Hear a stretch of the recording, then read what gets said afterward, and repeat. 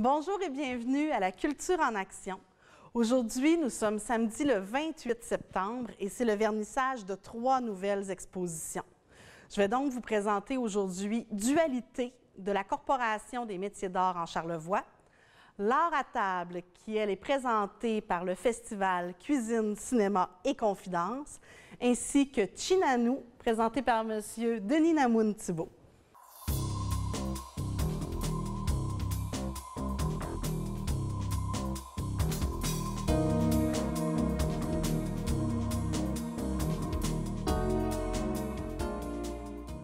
Donc, je me présente, je m'appelle Myriam Cloutier, je suis animatrice en loisirs et culture ici au Carrefour culturel Paul Médéric.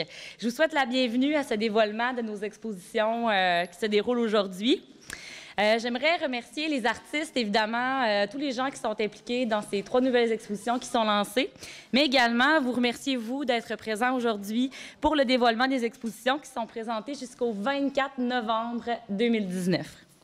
Je vais inviter un représentant par exposition pour vous donner quelques mots, en fait, de leur projet. Nous allons commencer avec M. Pierre Bouchard, qui est artiste professionnel et commissaire pour l'exposition L'art à table, qui est présentée par le Festival Cuisine, Cinéma et Confidences. La seconde exposition que je présente aujourd'hui se nomme L'art à table et c'est une exposition qui est présentée par le Festival Cuisine, Cinéma et Confidences. Et j'ai la chance d'avoir avec moi M. Pierre Bouchard, qui est artiste de l'exposition, mais aussi le commissaire de cette exposition. Bonjour, M. Bouchard. Bonjour. C'est un plaisir de vous recevoir aujourd'hui au Carrefour culturel avec nous. Merci à vous. Premièrement, pourriez-vous nous dire un peu comment est venue pour vous l'idée de faire une exposition ici? Bien, tout d'abord, c'est en rencontrant Lucie Tremblay du Festival Cuisine, Cinéma et Confidences. Je ne sais jamais l'ordre qu'il faut le dire. Bref. Elle voulait faire un volet plus art visuel. Et puis, on s'est parlé un petit peu, puis elle a vu que je pouvais être la bonne personne pour monter ce genre d'exposition-là. Et puis, donc, c'est comme le festival Cuisine et Cinéma, sur le thème de l'alimentation, sur le thème de l'agriculture aussi, et puis de tout un peu les enjeux là, qui tournent autour de ça. OK. Et comment, est-ce que c'est vous qui avez fait le choix des artistes? J'ai fait le choix des artistes avec Lucie. C'est des gens qu'elle connaissait. C'était Benoît Levesque est un photographe culinaire et puis elle avait déjà travaillé avec lui. Même chose pour Benoît Aquin dans le milieu du cinéma, c'est un photographe qui fait du photojournalisme. Mais j'avais déjà vu le travail de Benoît Aquin aussi, donc c'est ça. Ça a été comme un peu naturel là, de se faire un trio comme ça. Et puis voilà. Benoît Levesque a photographié ici des producteurs et des restaurateurs de la région de Charlevoix. C'était quoi le concept exactement? C'était de choisir des producteurs de la région, en fait, qui font aussi partie de la table agro, et 5 restaurateurs, de les jumeler ensemble. Par exemple, on a jumelé là, Damien Girard et puis M. Dominique Truchon, de chez Truchon à la Malbaie. Donc, M. Truchon devait prendre le produit de Damien, qui était, je pense, un flanc de porc. Oui, c'est voilà, un gros morceau de bacon. Et puis, et il devait apprêter ça. Donc, il devait faire un plat. M. Truchon devait faire un plat. Donc, on a pris, Benoît Levesque a pris le portrait de chacun, du producteur et du restaurateur, du plat final et du produit. Fait que c'était la rencontre comme ça. Là. Puis ça a été comme 3 jours de photos là, dans la région. Mais c'est quand même intéressant, puis c'était quand même tout un défi pour les restaurateurs de devoir inventer quelque chose avec un produit qui ne travaillait pas nécessairement dès le départ. C'était, par exemple, il y avait des restaurateurs qui ont fait un plat comme, on va dire, from scratch, à partir de rien. Et puis, il y en a d'autres qui l'avaient déjà dans leur menu, donc ça leur faisait plaisir en même temps.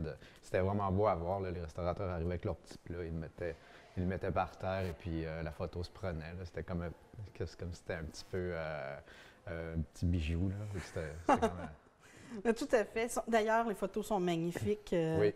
La lumière à l'intérieur, c'est vraiment... c'est très professionnel. On voit vraiment qu'il y a du bagage derrière tout ça. Oui. Oui. Maintenant, si on parlait de Benoît Aquin, le photojournaliste, pouvez-vous me parler un peu de sa démarche? Benoît Aquin, ça fait presque 25 ans qu'il est dans la photo. Et puis, dans le fond, le photojournaliste, c'est d'aller se promener un petit peu dans les coins du monde pour faire un peu la documentation de certains événements. Par exemple, il est allé prendre des photos du lac Mégantic après l'explosion. Il est allé en Haïti pour prendre des photos de scènes vaudou. Il est allé en Chine aussi pour montrer la pollution qu'il y avait dans un désert en Chine qui était créé par l'homme. Donc c'est ça, c'est un travail de documentation. Donc ces photos sont reprises dans des magazines aussi, là, dans le Time Magazine ou The Guardian à Londres.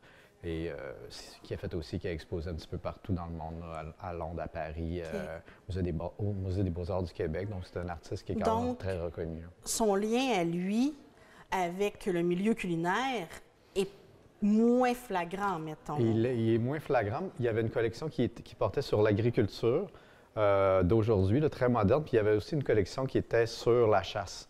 Et puis c'est plus ça qui nous a attirés. Donc l'alimentation, la chasse, une façon de s'alimenter, c'est aussi une culture là, qui est parfois méconnue, parfois qui est un petit peu... pas problématique, mais parfois que les gens sont contre la chasse ou pour différentes raisons. Donc, on trouvait ça super intéressant de montrer des scènes comme ça, des scènes assez crues. Là. Il y a des animaux morts, là, des caribous qui sont dans la neige et au froid, mais il y a des super belles scènes aussi. Tout à fait. Puis il y en a des plus subtiles que pour voir le canon, il faut prendre le temps d'observer la photo. Oui. C'est des très, très belles photos. Là. On voit vraiment je sais pas, il y a une espèce d'ambiance dans ces photos-là. C'est à voir.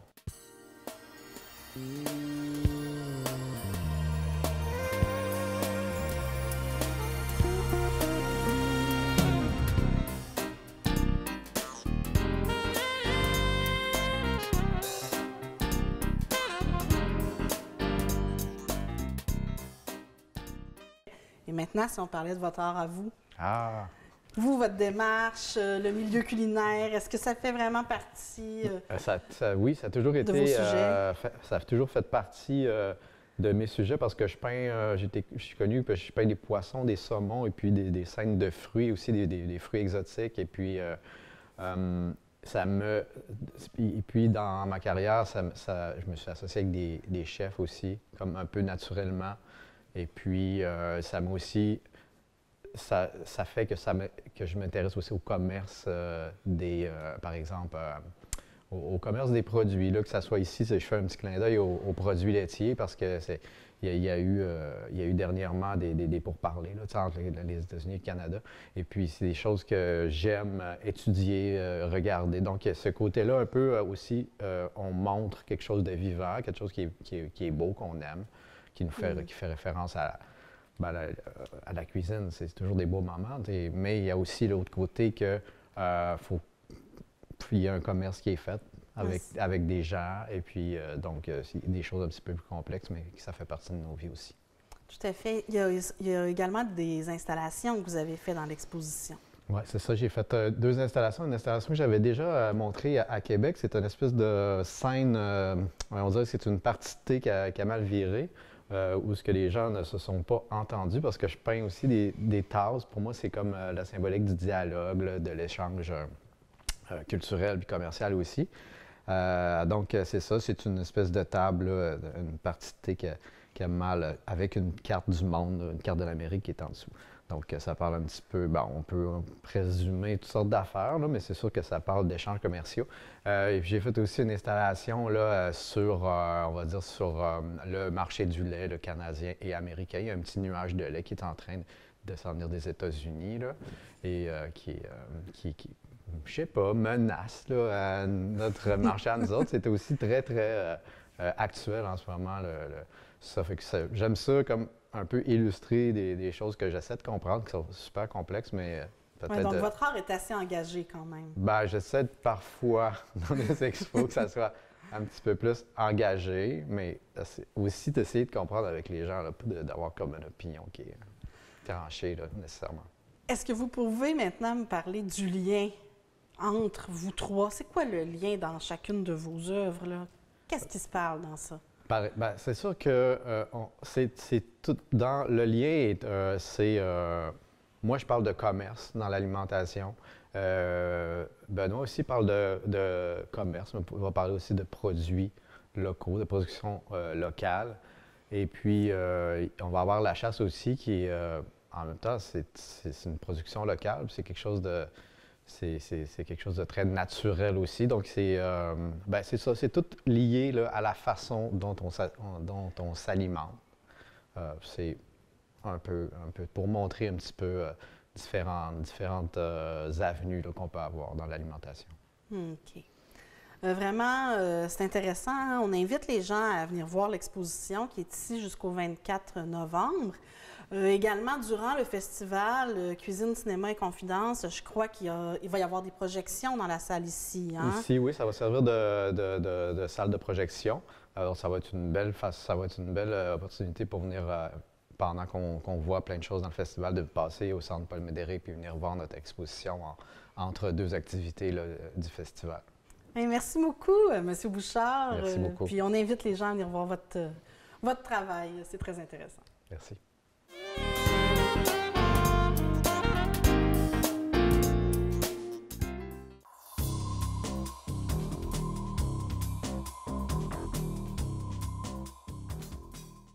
Donc, j'inviterai Bénédicte Séguin, présidente de la Corporation des métiers d'art en Charlevoix, à nous adresser quelques mots sur la nouvelle exposition Dualité. La première exposition que j'ai à présenter aujourd'hui se nomme Dualité et c'est une exposition qui est présentée par la Corporation des métiers d'art en Charlevoix. J'ai la chance d'avoir avec moi Mme Annick Perron, qui est la directrice de la Corporation. Bonjour, Mme Perron. Bonjour, Pascal. C'est un plaisir de vous avoir avec nous aujourd'hui. Bienvenue au Carrefour culturel. Merci, c'est un plaisir pour moi aussi. Pourriez-vous peut-être commencer par me parler de qu'est-ce que c'est la Corporation des métiers d'art en Charlevoix? La Corporation des métiers d'art, c'est un OBNL qui regroupe une quarantaine d'artisans professionnels en métiers d'art qui demeurent dans Charlevoix. OK, c'est bien.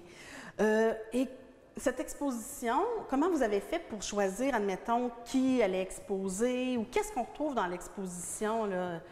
L'exposition, c'était quand même assez large. On avait le thème dualité. Donc, nous, on a fait un appel à tous les artisans qui voulaient créer une pièce en rapport avec la dualité. Qu'est-ce qui les appelait là-dedans? Qu'est-ce que la dualité leur faisait créer? Donc, chacun des artisans ont produit une pièce qu'on peut voir ici aujourd'hui. Ils m'ont envoyé leurs idées, leurs textes. Ils ont créé également un texte qui expliquait qu'est-ce qu'est leur œuvre. Donc, si je comprends bien, on retrouve plusieurs techniques différentes ici. Oui, certainement, parce qu'il y a plusieurs familles de métiers dans la Corporation des métiers d'art. On peut retrouver ici, on retrouve le bois, la céramique, on a de la pierre, on a du textile, on a vraiment de tout. C'est vraiment magnifique comme exposition. Oui, elle est vraiment incroyable. Moi, je suis fascinée de cette exposition-là. Je trouve qu'on a du talent, c'est fou. Je suis d'accord, c'est de toute beauté. C'est magnifique, vraiment. Oui, et il y a une belle unicité aussi dans les œuvres qui se parlent. Certainement. C'est vraiment, pour un collectif, c'est assez impressionnant. Là. Oui. Oui. Dernièrement, on a pas mal entendu parler de vous avec ici le Carrefour culturel. Oui. Je crois que vous avez un échange, en tout cas, plus dynamique que jamais. Est-ce que vous voulez m'en parler un peu? Certainement. Je pense que c'est un partenariat qui est comme naturel. D'ailleurs, je pense que le Centre culturel est un peu pour ça. Hein, c'est pour les artistes d'ici. Tout à fait. Quand on a rencontré Bénédicte et moi, M. Fortin, le maire Fortin, on a dit, on y en a parlé de notre projet de venir s'installer un petit peu ici, d'avoir un genre de mini-pied à terre, comme on peut dire ici, pour... autant le dynamiser que de travailler avec le centre culturel. Et c'est pour ça qu'on a créé les mini-résidences d'artistes. On a cette exposition-là. Donc, pour nous, la corporation, c'est vraiment intéressant parce qu'on peut travailler avec vous, avec toi, Pascal. On peut travailler avec Joanne, avec Myriam, avec les employés qui sont sur place ici.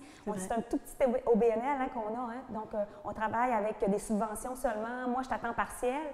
Fait que le fait de travailler ici dans le Paul Médéric, c'est comme si on avait un certain soutien. Oui, c'est facilitant. C'est très facilitant et ça a vraiment bien été. Hein. À date, Tout à fait. ça va au numéro 1. D'ailleurs, est-ce que vous pouvez m'en parler un peu comment ça a été les mini-résidences? Oui, les mini-résidences, ça, c'est un projet que la présidente Bénédicte, elle avait à cœur depuis une couple d'années, elle nous en parlait.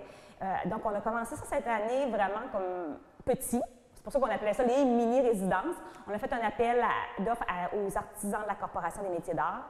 On a parlé un petit peu du projet. Cette année, c'était seulement sur 4 jours. C'est pour ça qu'on appelait ça des mini-résidences. Okay. Avec un projet, chacun avait un projet. On a eu 6 artistes qui sont venus durant le mois d'août, le mois de septembre, qui sont venus passer, qui ont 4 jours, dans le fond, par semaine, et qui ont créé, chacun avait un projet. Donc, ça s'est super bien passé.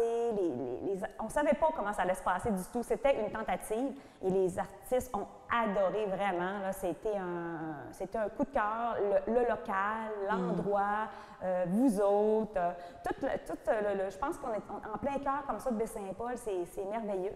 Puis l'année prochaine, nous, notre but, c'est de le refaire, mais vraiment d'une manière encore plus professionnelle, faire des appels d'offres cet hiver, puis de faire ça vraiment plus à long terme. OK. Faire des vraies résidences avec des artistes aussi qui viennent de l'extérieur, ils peuvent coucher à la maison mère, puis venir passer une semaine, par exemple, ici. Donc, on va travailler là-dessus pour que le projet l'année prochaine soit encore plus raffiné, on va dire.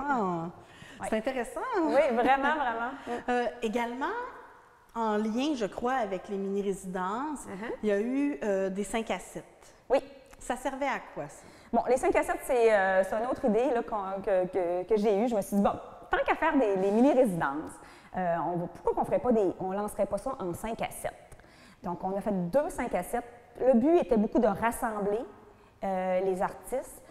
On en parle souvent que les artistes travaillent seuls à la maison, souvent, ils sont dans leur atelier, ils n'ont pas tellement d'occasion de rencontrer leur père, leurs collègues. Donc, on trouvait que ces 2 5 à 7-là étaient intéressants. En plus de lancer les mini-résidences, expliquer à la population c'était quoi les mini-résidences, on s'est dit on va le rendre également très festif, rassembleur. Ça aussi, ça a été vraiment un beau succès. On en a fait 2. Je trouve que c'était parfait. Le premier c'était beaucoup des gens qui s'intéressent à l'art, ils voulaient savoir c'était quoi les mini-résidences. Ils sont venus, on a eu une 50aine de personnes. Le deuxième 5 à 7, on a eu pas loin d'une 50aine de personnes aussi, mais là, c'était beaucoup plus des artistes, des amis d'artistes qui sont venus voir l'atelier de Chloé. Alors ça, c'était un autre style de 5 à 7, puis c'est ça que j'ai trouvé intéressant, c'est que les deux étaient complémentaires. Tout à fait.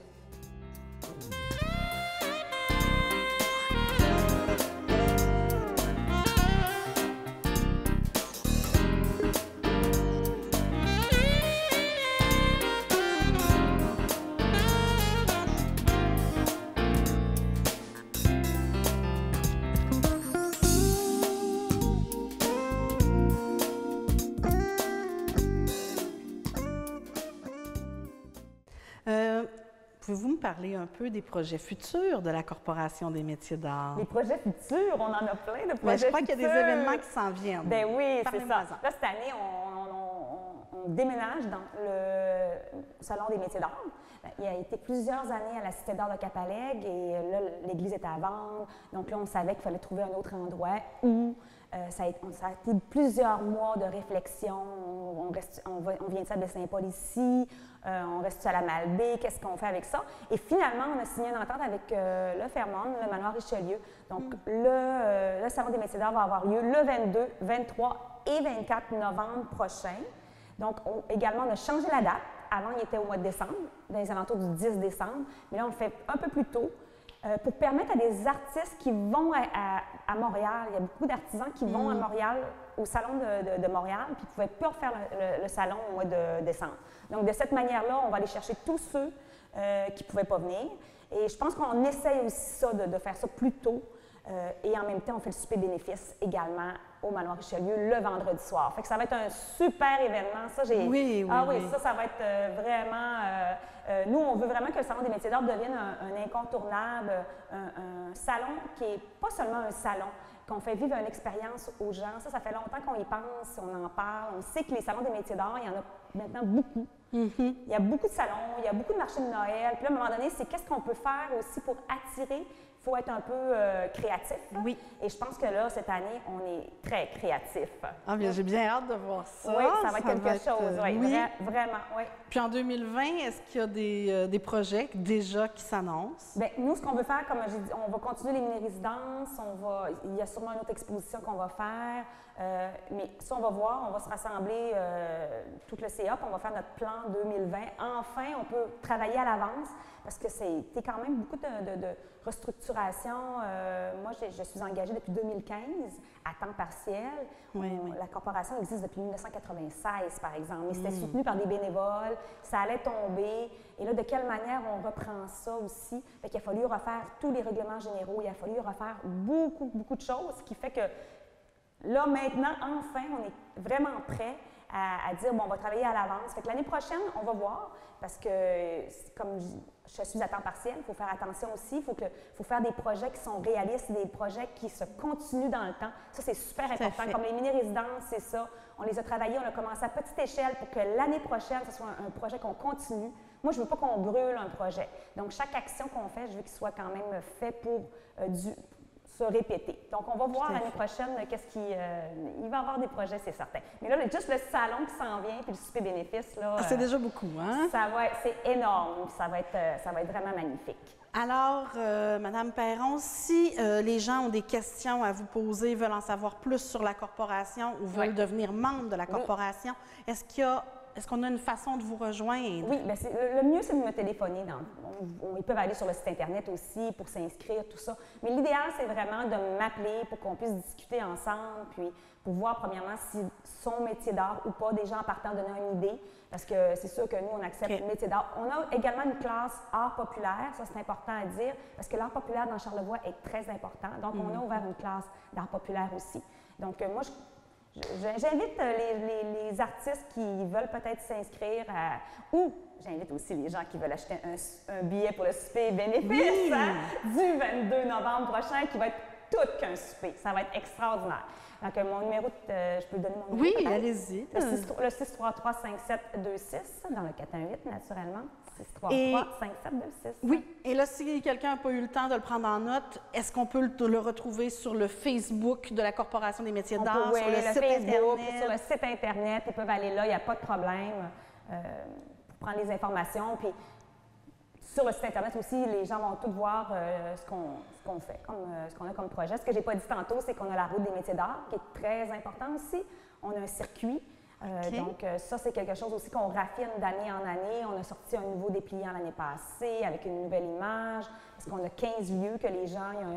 Fait que l'année prochaine, on va encore raffiner ce projet-là. Fait qu'on a quand même plusieurs tiroirs d'ouverts. Ah oui, c'est vraiment très dynamique. C'est très dynamique. J'ai un CA extraordinaire aussi. On travaille en équipe, puis c'est vraiment très agréable de travailler. Puis on a tellement des beaux artistes. Ça, je le dis, là, c'est ça. Moi, je pense que mon but, c'est vraiment que les gens viennent dans Charlevoix, pas juste pour le terroir, mais qu'ils viennent vraiment aussi pour les métiers d'art. Parce que je pense qu'on a un bassin d'artistes qui est hors de l'ordinaire. Assez impressionnant. Oui, en tout cas, pour la population. Le public qui viendra ici voir cette exposition va vraiment en avoir plein la vue. Il y a des pièces à couper le souffle. Oui. Je vous remercie beaucoup, Madame Perron, d'être avec nous aujourd'hui et puis d'avoir organisé cette incroyable exposition. Merci, Pascal.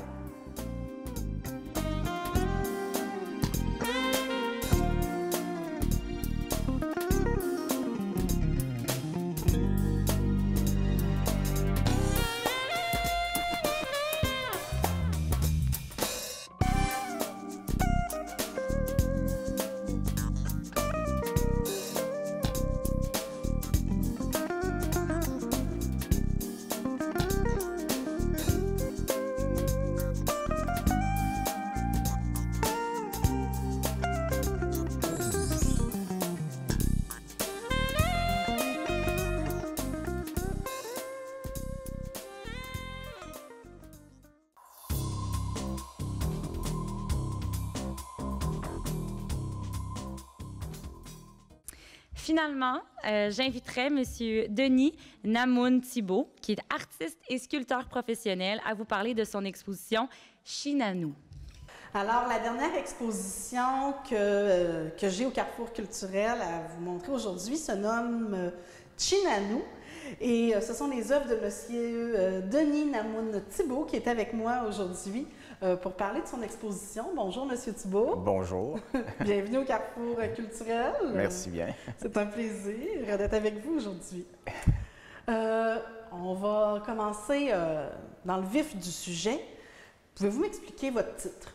Qu'est-ce que ça veut dire, Chinanu? Chinanu, c'est nous autres, ça veut dire nous autres, hein, c'est en Innu. Donc, nous autres, c'est vraiment une exposition, je voulais faire un petit peu une rétrospective des 15 ou 20 dernières années que depuis on s'est installé ici dans Charlevoix avec notre entreprise Téwagan Expérience autochtone. Donc, c'est vraiment ce qu'on a vécu, ce qu'on a fait, ce qu'on vit au travers de ces 15 années-là. Donc, et puis chaque tableau représente un petit peu des événements pour nous autres qui ont été importants. Ce qui veut dire qu'on peut vous retrouver sur plusieurs des œuvres. Oui, on peut retrouver des gens de la famille, on peut se retrouver nous-mêmes, et puis tout ce qui est symbolique pour nous au point de vue animaux et végétaux, on retrouve tout ça. Pouvez-vous me parler, donc, vous avez dit que ce qu'on retrouve ici, c'est surtout des scènes de votre quotidien avec Téwagan Expérience. Pourriez-vous me parler de qu'est-ce que c'est que Téwagan? Téwagan, premièrement, le mot, ça veut dire le tambour. C'est un tambour, et le tambour, c'est un petit peu le battement de cœur de toutes nos nations. Téwagan, on a créé ça ici en 2005, et puis c'était vraiment pour créer le lien avec les gens, pour la transmission un petit peu des valeurs et pour redorer un petit peu notre image des Premières Nations par rapport à ce qui s'était déjà passé historiquement. Donc, c'est vraiment, mais nous, ce qu'on présente, c'est vraiment la fierté. La fierté de nos nations, vraiment.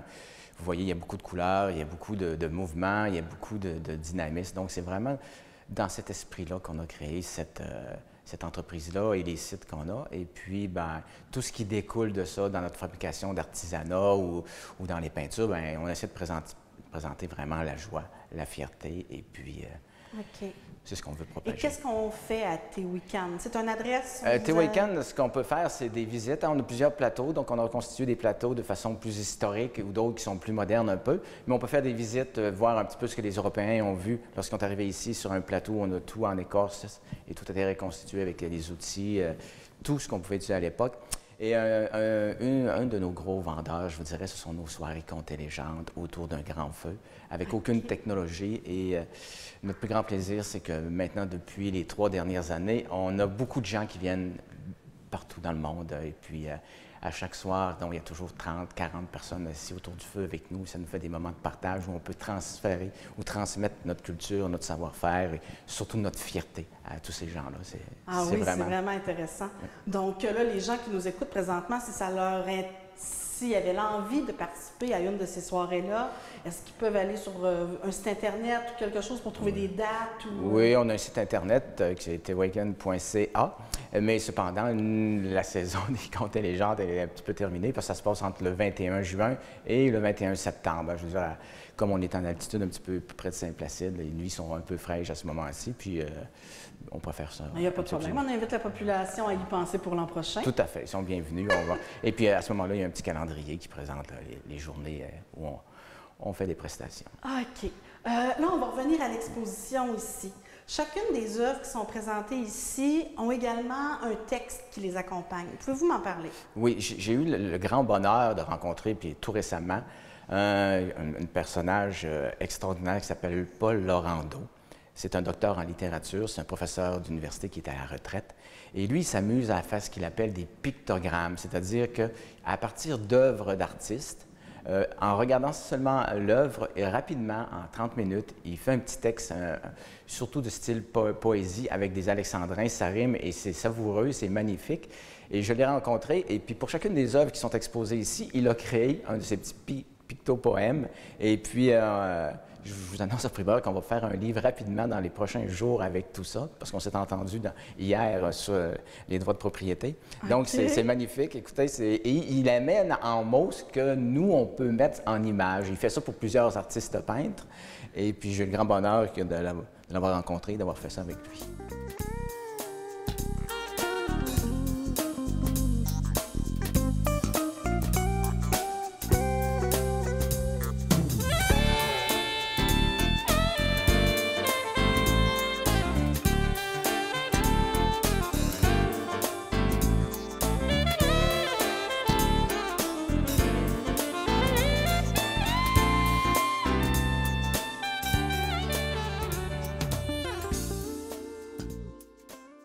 Donc, il a créé un pictopoème sur chacune des œuvres qui sont présentées ici. Exactement. Et ça nous donnera éventuellement, lui, il appelle ça un imagiaire, hein, ce style de livre-là, imagiaire pour les images et les mots qui sont mélangés là-dedans. Et puis, on va produire un petit livre avant la fin de l'exposition et on espère peut-être revenir faire une lecture de ces pictopoèmes ici dans un petit événement. OK. C'est intéressant. J'ai hâte de voir ça. Dans vos œuvres, il y a beaucoup de choses. Est-ce que vous pourriez m'en décrire une ou deux, qu'on voit un peu qu'est-ce que ça représente? Bien, le titre de celle-ci, c'est un petit peu le feu sacré hein, d'une génération à l'autre. C'est qu'on voit que de plus en plus hein, dans les communautés, puis un petit peu partout, les powwows, les rassemblements de danse traditionnelle, ils sont sortis un petit peu des placards. Et puis, il y a les anciens qui avaient des façons de faire qui sont en train de transmettre à la nouvelle génération, toujours autour de ce feu sacré-là. Donc, et puis, c'est magnifique. Hein? Le lien qui avait été brisé quelque part avec les pensionnats entre les parents et les enfants et les parents, on est en train de reconstituer ces liens-là de transmission de valeurs au travers de ces événements-là qui sont magnifiques et sont toujours riches en couleurs. Ces événements-là, vous avez dit que c'est dans les powwows. Dans les powwows, oui, tout à fait. Donc, ça représente un peu un powwow où les anciens, qui sont plus dénudés, avec les plus jeunes en habits maintenant traditionnels, qui sont beaucoup plus colorés, il y a une réunion autour du feu et on transmet maintenant ces valeurs de powwow, de bonté, de partage, hein, et puis de joie et d'amour, c'est ça. Très intéressant. Est-ce que vous avez d'autres œuvres que vous aimeriez nous raconter qui ont vraiment une histoire? Oui, bien, une autre œuvre, c'est La jolie dame aux papillons qu'on peut regarder. Hein. Vous avez vu récemment tous les rapports qu'il y a eu sur les femmes en milieu autochtone. Bien, moi, ça m'a inspiré cette œuvre-là où je trouvais que la femme autochtone a été trop longtemps dans un cocon, emprisonnée. Vraiment. Et puis cette œuvre-là, ben, on la voit maintenant entourée de papillons qui volent autour d'elle. Et puis que j'espère que dans nos communautés, puis chez nos femmes autochtones, elles vont voler maintenant et déployer leurs ailes dans plein d'activités. Donc c'est vraiment ce qui m'a inspiré pour cette œuvre-là. L'espoir de libération chez les femmes autochtones. Hey, c'est vraiment très joli. Merci, M. Thibault. Est-ce que vous avez des projets à venir que vous avez envie de nous parler? Oui, il y a un autre projet. Écoutez, on est parti dans les livres et l'écriture et c'est un grand bonheur de pouvoir partager ça. Et on avait déjà un premier livre sur l'attrape-rêve, la légende de l'attrape-rêve. On a déjà commencé un deuxième livre et la page titre est ici. Hein, c'est le deuxième livre, ce sera la légende de l'aigle et du huard et qui explique pourquoi toute la symbolique des plumes et surtout la plume d'aigle est importante pour nous. C'est un projet qui est en mouvance, on est en train de travailler, puis qu'on espère être capable d'avoir un autre livre de cette légende-là pour le début de la prochaine année. OK. Donc là, il y a un livre qui s'en vient avec les pictopoèmes, un autre livre qui s'en vient sur les plumes. Oui. Tout ça dans la prochaine année. Oui. Donc, il faut rester à l'affût. Tout à fait. Probablement que sur le site de tes week-ends que vous avez donné tout à l'heure, on va pouvoir retrouver tout ça. Tout à fait. Puis on va tenir les gens au courant. Puis c'est toujours dans une optique de partager vraiment notre culture, notre valeur et la fierté qu'il y a derrière tout ça. Merci beaucoup, M. Thibault. C'est vraiment un plaisir. Et puis, on peut dire que votre exposition est des plus colorées. D'accord. Merci. C'est vraiment très beau. Merci beaucoup. OK. Miigwech.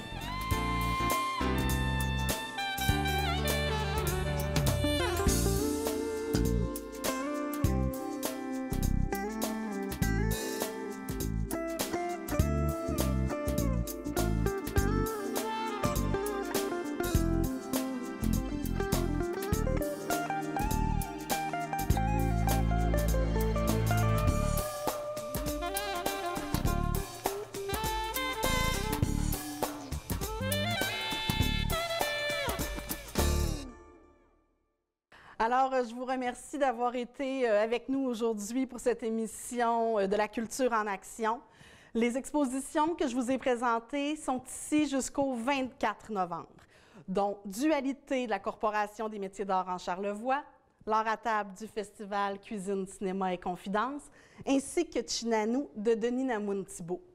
Bien sûr, on a toujours nos 2 expositions permanentes, dont celle-ci, Espace Baie-Saint-Paul Expo Expérience, où vous pouvez vraiment explorer là, sur écran tactile de nombreuses photos, vidéos qui nous parlent du patrimoine, de l'histoire de Baie-Saint-Paul, mais aussi des villages environnants. On a également le Studio Trad, qui est notre exposition sur les techniques textiles traditionnelles de la région, où vous pouvez les explorer, en apprendre plus sur ces techniques. Donc, je vous invite à venir nous visiter. Au revoir.